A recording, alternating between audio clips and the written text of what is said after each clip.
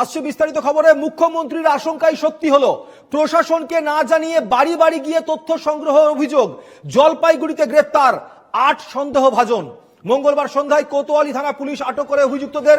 Police সূত্রে খবর, vote সংক্রান্ত সমীক্ষা করেছিল অভিযুক্তরা। পরিতোষ রায় আমাদের প্রতিনিধি রয়েছে টেলিফোনে, একটু বিস্তারিত ভাবে জানবো পরিতোষের কাছ থেকে। চলে যাবো পরিতোষের কাছে। পরিতোষ, আমরা যেটা জানতে পাচ্ছি যে বাড়ি বাড়ি গিয়ে তথ্য সংগ্রহ করা হচ্ছিল, এই নিয়ে ৮ সন্দেহভাজনকে গ্রেপ্তার করা হয়েছে। কি বিস্তারিত খবর হচ্ছে জানবো তোমার কাছ থেকে।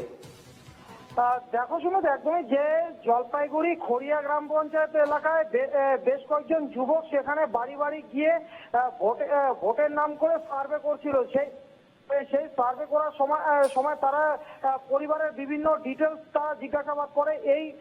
এই কারণে এলাকাবাসীদের প্রথমত সন্দেহ হয়, যেটা জানা পুলিশ পঞ্চায়েত এলাকায় যে গিয়েছিল তারা সকলেই ছিল ক্রান্তির বাসিন্দা।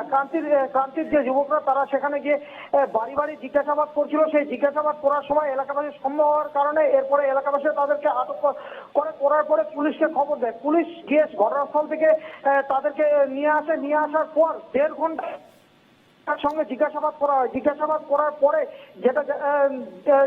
করার পরে তাদের কিন্তু ছেড়ে দেয়।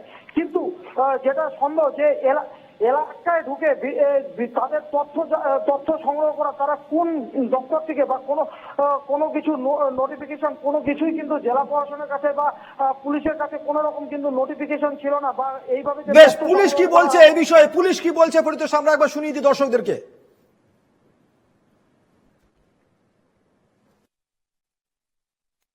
ওখানকার মানুষ কমপ্লেন করেছে কি কিছু বাইরের লোক এখানে এসে কিছু সার্ভে করছে বা কিছু ডাটা কালেক্ট করছে।